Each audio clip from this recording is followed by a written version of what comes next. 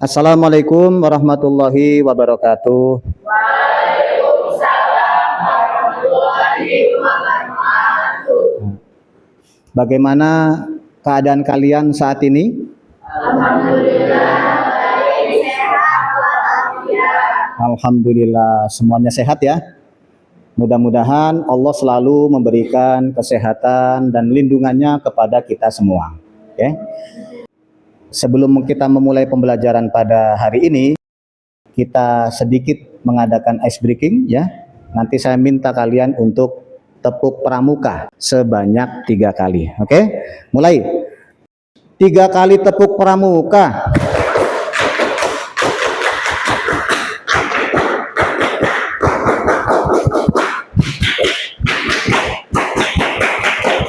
Oke.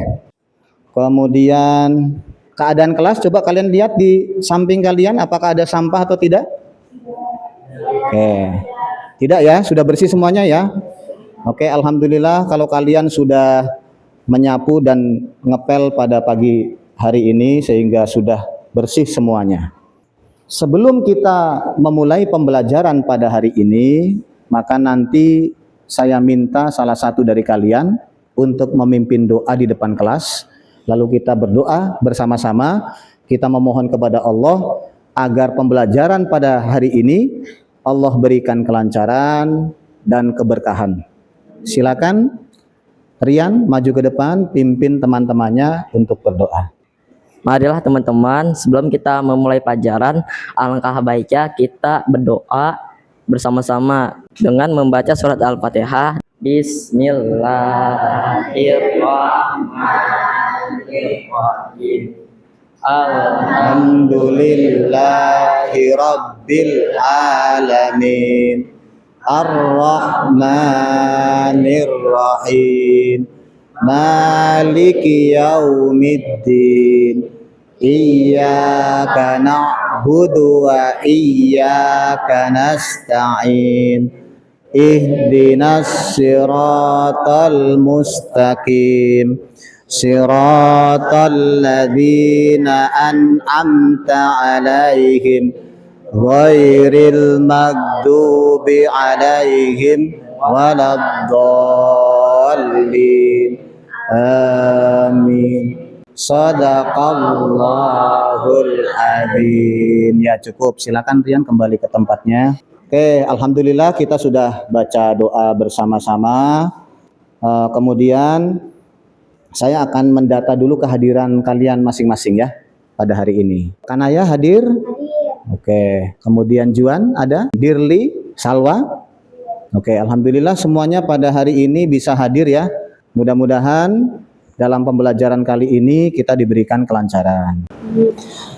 Kemudian setelah itu nanti sebelum kita mulai, kita sama-sama menyanyikan lagu kebangsaan kita, yaitu lagu Indonesia Raya ya.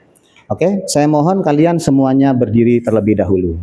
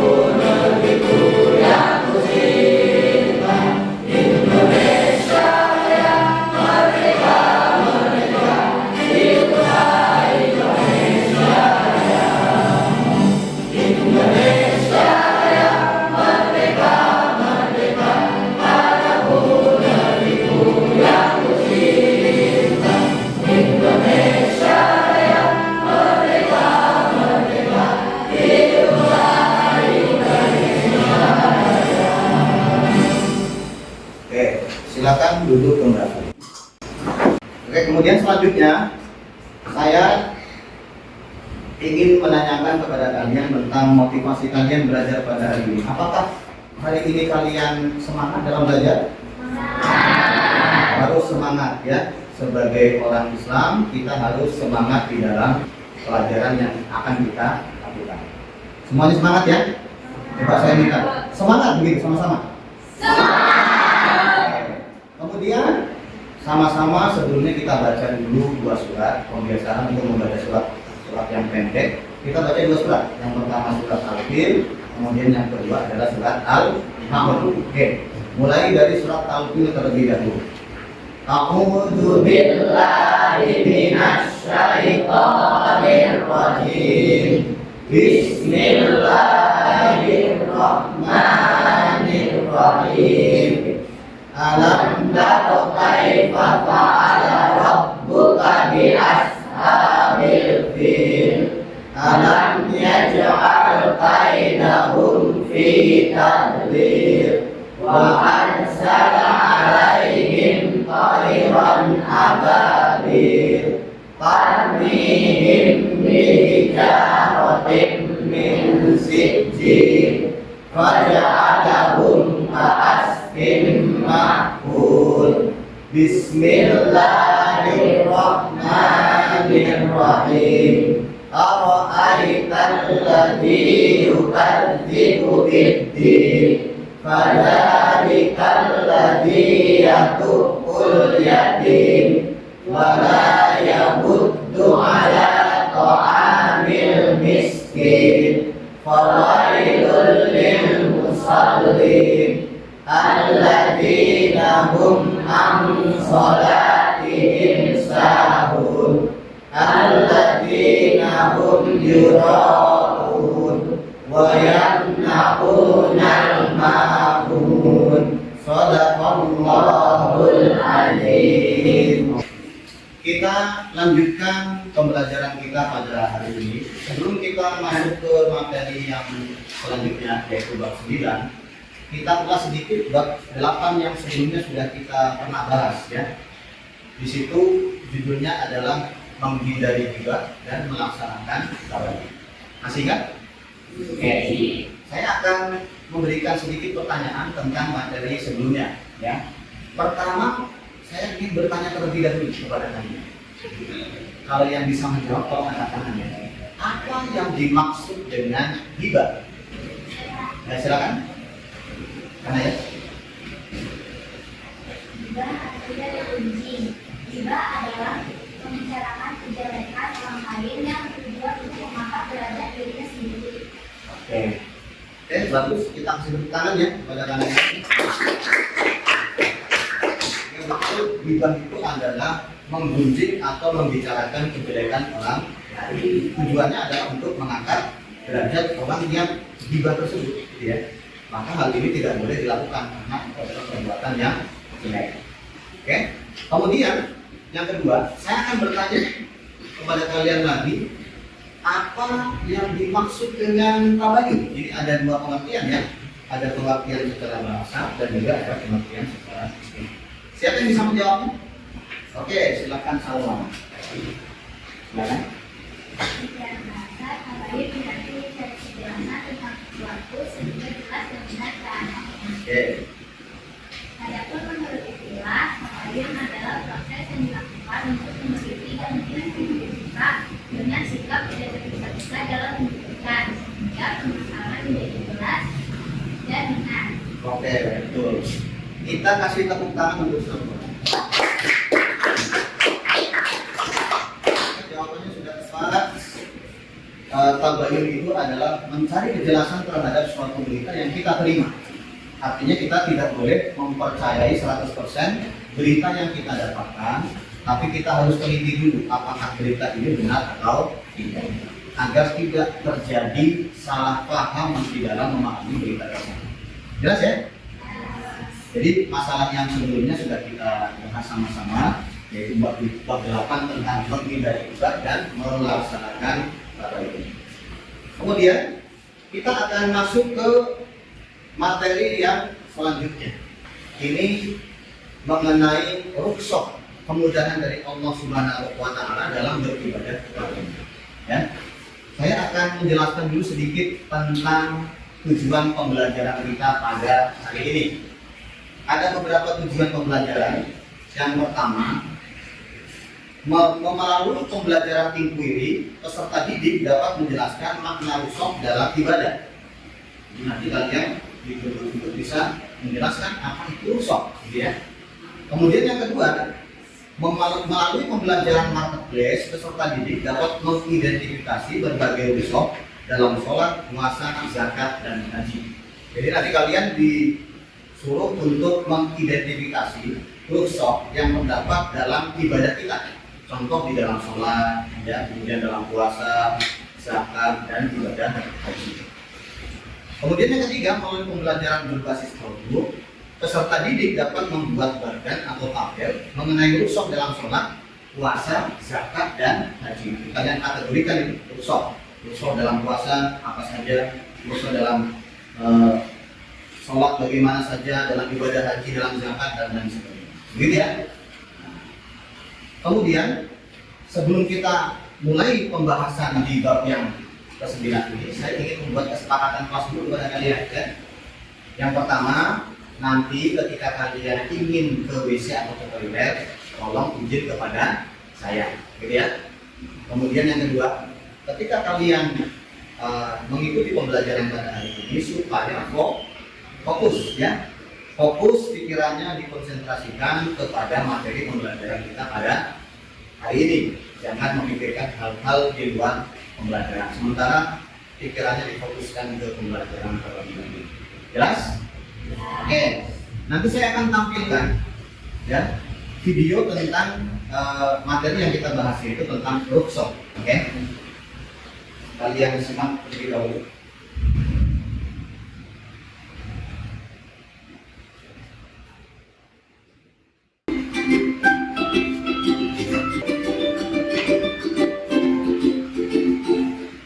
Hai semuanya, kembali lagi di channel portal edukasi.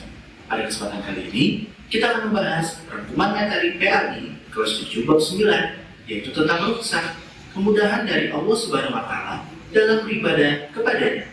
Materi ini sudah berhubung merdeka ya. Mari kita mulai dengan pengertian rukhsah. Rukhsah secara bahasa memiliki arti keringanan atau pelonggaran. Sedangkan secara istilah, rukhsah adalah perubahan hukum dari hukum asalnya karena sebab tertentu dengan tujuan untuk memberikan kemudahan dan keringanan. Hukum rukhsah adalah hal ibahah atau diperbolehkan karena kebutuhan atau keterpaksaan. Oke. Sampai di sini tadi sudah dijelaskan tentang apa itu rukhsah, gitu ya. Nah, rukhsah itu adalah keringanan atau kemudahan. Keringanan kemudahan dalam urusan ibadah untuk mempermudah kita umat Islam di dalam menjalankan ibadah kepada Allah Subhanahu wa taala. Hukumnya adalah al-ibahah. Artinya al-ibahah adalah diperbolehkan.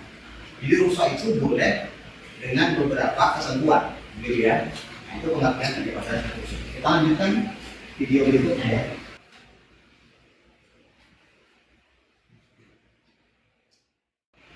Hukum tersebut sesuai dengan firman Allah Subhanahu wa taala dalam Quran surat Al-Baqarah ayat 286 berikut ini, yang artinya Allah tidak membebani seseorang melainkan sesuai dengan kesanggupannya. Dia mendapat pahala dari kebajikan yang dikerjakannya, dan dia mendapat siksa dari kejahatan yang diperbuatnya. Quran surat Al-Baqarah ayat 286. Rukhsah sendiri itu dibagi menjadi dua. Ada rukhsah yang mengandung ihsan atau kebaikan, dan juga rukhsah yang menggugurkan hukum azimah. Lalu beberapa alasan diperbolehkannya rukhsah adalah tujuan rukhsah bukan untuk berlaku zalim, dosa, atau meringan-ringankan sesuatu hukum yang sudah ringan. Orang yang sedang dalam perjalanan atau musafir diberikan keringanan sesuai dengan jarak dan kondisi yang ditentukan. Rukhsah bagi orang jika tidak mampu menjalankannya, seperti puasa di bulan Ramadan, dikarenakan musafir atau sakit, serta rukhsah bertujuan pula untuk menghilangkan kesulitan dan menghendaki keringanan sampai menemukan kelapangan sesudahnya. Selanjutnya kita bahas rukhsah dalam salat. Terkait dengan sholat, terdapat beberapa aturan yang mempermudahkan pelaksanaan sholat. Yang pertama adalah mengqashar sholat. Itu terdapat dalam Quran Surat An-Nisa ayat 101 berikut ini. Yang artinya, dan apabila kamu berpergian di muka bumi, maka tidaklah mengapa kamu mengqashar sembahyangmu jika kamu takut diserang oleh orang-orang kafir. Sesungguhnya, orang-orang kafir itu adalah musuh yang nyata bagimu. Quran Surat An-Nisa ayat 101. Berikutnya adalah menjamak salat. Terdapat dalam hadis Rasulullah SAW riwayat Muslim berikut ini, yang artinya dari Anas, apabila Nabi Muhammad SAW akan menjamak 2 salat dalam perjalanan, beliau mengakhirkan salat zuhur hingga awal waktu asar. Kemudian beliau menjamak antara keduanya. Hadis riwayat Muslim. Selanjutnya, rusak dalam puasa. Dalam puasa wajib, yaitu di bulan Ramadan, Allah Subhanahu wa Ta'ala memberikan keringanan dengan beberapa ketentuan berikut ini, yaitu orang yang sakit apabila berpuasa, penyakitnya akan bertambah parah, kemudian wajib diganti dengan membayar fidyah, atau orang yang sedang dalam bepergian, yaitu musafir, serta wanita haid atau nifas, wanita hamil atau menyusui, dan juga orang tua renta yang tidak mampu menjalankan ibadah puasa. Selanjutnya, rusak dalam zakat. Dalam zakat ada juga beberapa kemudahan, antara lain zakat fitrah dapat dibayar dengan uang, pembayaran zakat dilakukan oleh pemilik zakat, pembayaran zakat fitrah bertujuan untuk membahagiakan fakir miskin pada saat hari raya. Selanjutnya, rusak dalam ibadah haji. Kemudian dalam ibadah haji, beberapa kemudahannya antara lain, ibadah haji diperuntukkan hanya bagi orang yang mampu. Haji dilaksanakan sekali seumur hidup. Pelaksanaan ibadah haji boleh ditunda meski sudah mampu. Cara melaksanakan ibadah haji boleh memilih baik itu tamattu, qiran, ataupun ifrad. Pelaksanaan ibadah haji boleh dikerjakan orang lain atau dikenal dengan istilah badal haji. Pembayaran dam boleh digantikan dengan puasa, tidak bermalam di Mina, serta ibadah lain diberpahala setara dengan melaksanakan ibadah haji. Nah, tadi ada beberapa istilah ya. Seperti ifrad itu adalah haji dikerjakan terlebih dahulu, kemudian baru umrah. Kemudian ada tamattu, yaitu umrah dikerjakan terlebih dahulu, baru kemudian haji. Dan ada qiran, yaitu haji dan umrah dilaksanakan secara bersamaan. Yang terakhir, hikmah rusak. Beberapa hikmah dari rusak adalah mempermudah pelaksanaan syariat Islam, pembuktian bahwa syariat Islam tidak kaku dan tidak pula ekstrim, menguatkan istiqomah dalam ibadah dan cinta ajaran Islam, serta mendorong sikap saling disiplin dan saling menghargai. Nah, yang mungkin cukup sekian. Terima kasih telah menyimak video pembelajaran dengan selesai. Semoga bermanfaat kita semua. Jangan lupa like, comment, dan subscribe. Oke. Sudah selesai. Tadi sudah saya tampilkan video pembelajaran mengenai rukshoh, ya, kemudahan dari Allah Subhanahu wa Ta'ala untuk beribadah di dalamnya. Dari video yang saya tampilkan itu, apakah kalian sudah bisa memahami mengenai pengertian rukshoh dan sebagainya? Sudah ya? Oke. Nanti saya minta kepada kalian untuk membentuk kelompok. Ada 4 kelompok ya. Silakan nanti kalian bentuk, mejanya dirapatkan masing-masing beserta kursinya. Nah, langsung silakan dibentuk kelompoknya masing-masing. 5 orang. Ya.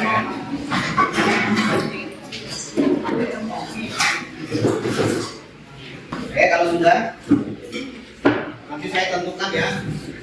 Ini kelompok 1, ini kelompok 2, ini kelompok 3, dan ini kelompok 4 ya. 1, 2, 3, dan 4.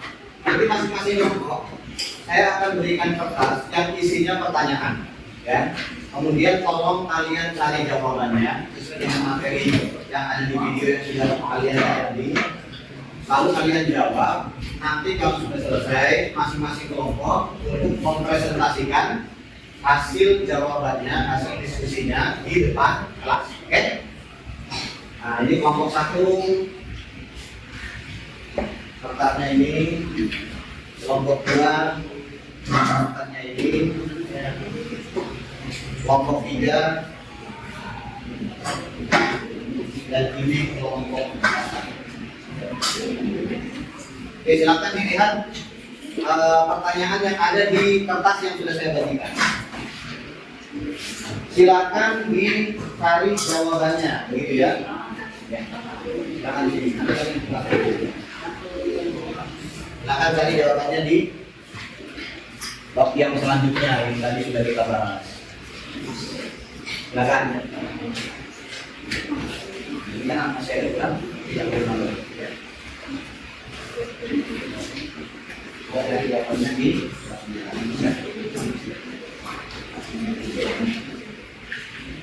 kalau kertasnya bukan nanti saya baca.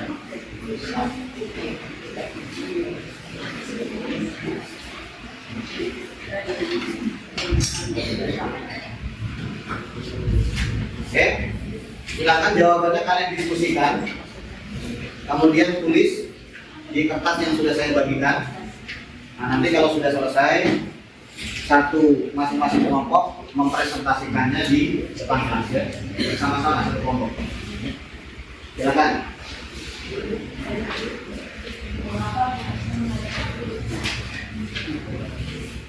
Tadi pertanyaan untuk kelompok 1, apa yang dimaksud dengan rusok? Ya kan? Rusok berarti pengertiannya ada secara bahasa dan secara istilah. Ya. Kemudian untuk kelompok 2, tadi pertanyaannya adalah apa itu? Ya, mengapa agama Islam mengajarkan rusok? Ya, nah, nanti kalian cari jawabannya. Kemudian kelompok 3, tadi pertanyaannya bagaimana? Apa saja rusok dalam sholat, puasa dan haji? Ya, nah kan cari juga jawabannya. Dulu yang keempat, apa hikmah rusok? Ya, dalam menjalankan perintah kita. Oke, silakan ya, dicari ada hikmahnya. Hikmah itu berarti manfaat.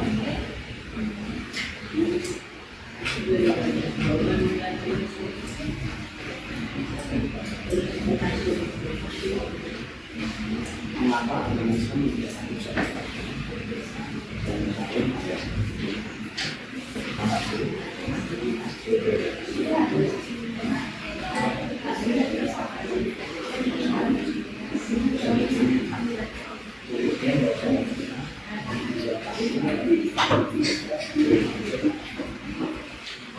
Oke, tulis ya.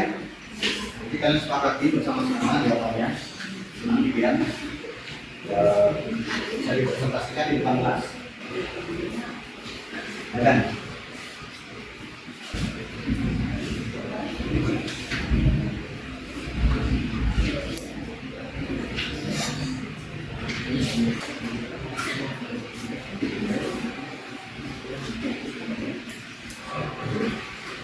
Ya.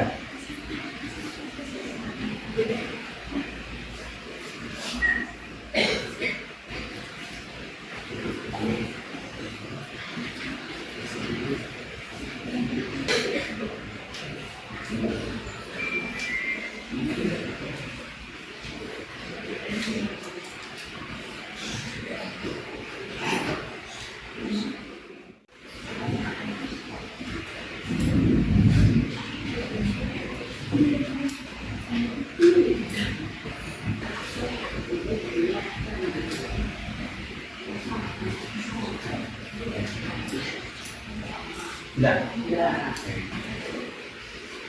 Yang lain bagaimana, sudah siap? Jawabannya?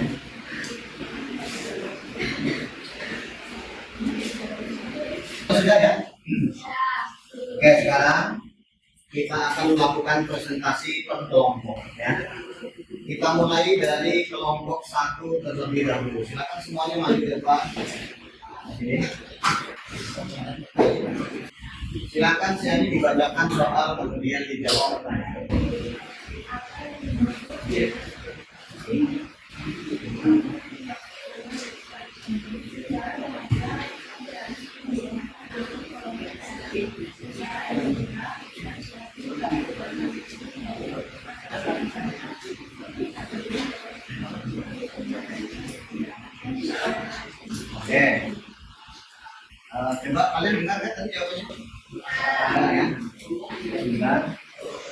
Jadi tadi pertanyaannya di kelompok 1, apa yang dimaksud dengan rukhsah? Ini pengertiannya ada dua, secara bahasa dan secara istilah. Tadi dijawab secara bahasa, rukhsah itu berarti kemudahan atau kelonggaran. Betul atau tidak? Betul ya. Kemudian yang kedua, secara istilah, kita kasih tepuk tangan dulu kepada kelompok 1. Saya akan memberikan kesempatan kepada kelompok lain, mungkin ada yang mau bertanya tentang hasil diskusi yang sudah mereka jawab di kotak jawaban mereka. Siapa yang mau bertanya? Silakan dari kelompok 2, 3, 4. Kalau begitu silakan kelompok 1 kembali ke tempatnya masing-masing. Berikutnya kelompok 2 silakan maju ke depan semuanya. Bawa kertas jawabannya. Ya, silakan berbaris. Satu orang membacakan lembar jawabannya. Nama agama Islam mengajarkan rukhsah karena sebab dengan rukhsah Islam mendapat. Tadi sudah dijawab oleh kelompok 2 ya. Pertanyaannya adalah mengapa agama Islam mengajarkan rukhsah? Ya. Tadi dijawab sebab dengan rukhsah umat Islam mendapat kemudahan dalam melaksanakan ibadah kepada Allah Subhanahu wa taala, sehingga ibadah tetap dapat dilaksanakan dalam keadaan apapun ya. Sudah betul jawabannya? Saya bertanya kepada kalian. Ya, jadi dengan rukhsah itu Islam memberikan kemudahan kepada umat Islam untuk menjalankan ibadah kepada Allah Subhanahu wa taala. Termasuk sholat, zakat, haji dan lain-lain. Kita akan tepuk tangan untuk kelompok 2. Ada pertanyaan dari kelompok lain, kelompok 1, kelompok 3, kelompok 4. Kalau begitu silakan kembali ke tempat kalian masing-masing.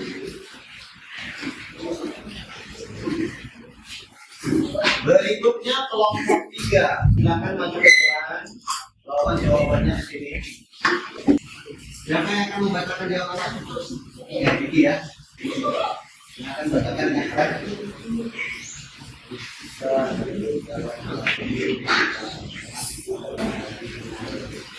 Nanti kamu menjelaskan tentang rukhsah dalam haji atau dalam sholat. Dari mana? Jawab perkataan yang kedua ya. Anda di sholat tidak? Kalian yang sholat.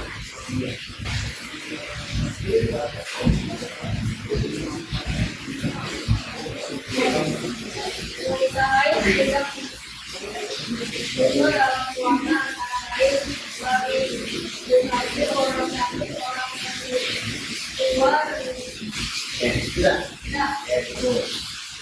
Oke, kita kasih tepuk tangan dulu. Ini sudah dijawab ya mengenai rukhsah dalam ibadah sholat, dalam puasa, kemudian dalam ibadah haji. Sudah ya? Ya, kita akan kelompok 3 kembali ke tempatnya masing-masing. Ya, silakan. Yang akan membacakan.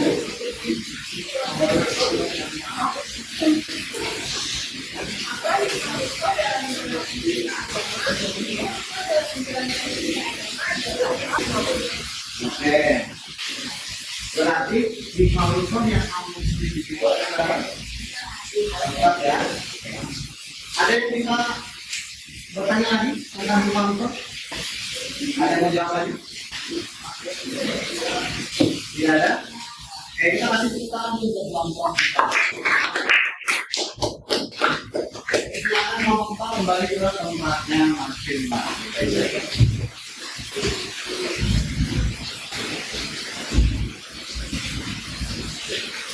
Jawaban yang sudah kalian sampaikan tadi, rata-rata semua jawabannya sudah benar, sudah sesuai dengan materi yang kita bahas pada hari ini.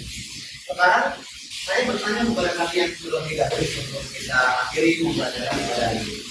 Saya akan bertanya kepada kalian, kalau seandainya dalam ibadah Allah memberikan kemurahan atau kemudahan dalam urusan ibadah, kemudian sholat, puasa ataupun haji dan zakat misalnya, apakah akan kita ambil atau tidak?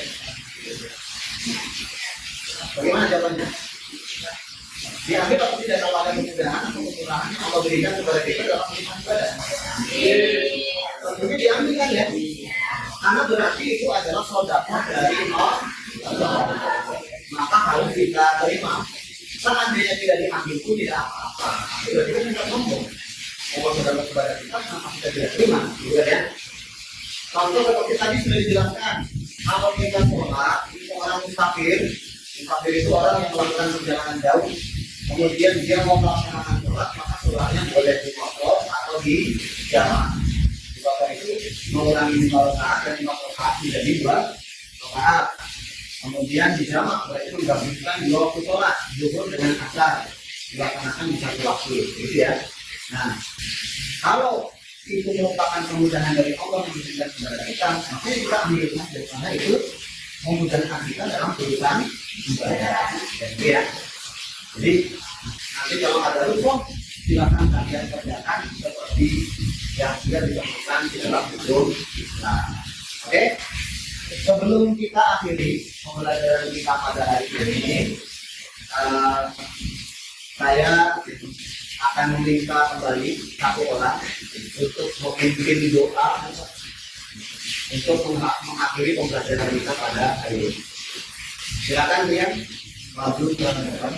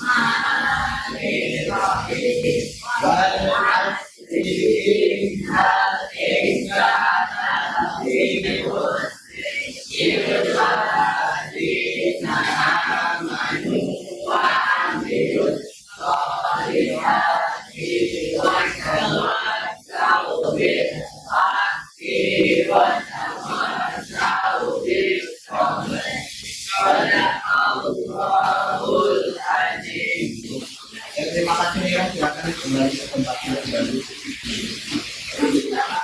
Oke, pembelajaran kita pada hari ini sudah selesai. Dan sebelum kita akhiri, saya mengingatkan untuk pembelajaran selanjutnya. Ya, nanti kita masih akan membahas tentang rusuh. Ya, tapi kita akan melangkah ke tahap yang selanjutnya, yaitu kita nanti akan latihan mengenai soal-soal mengenai rusuh. Ya.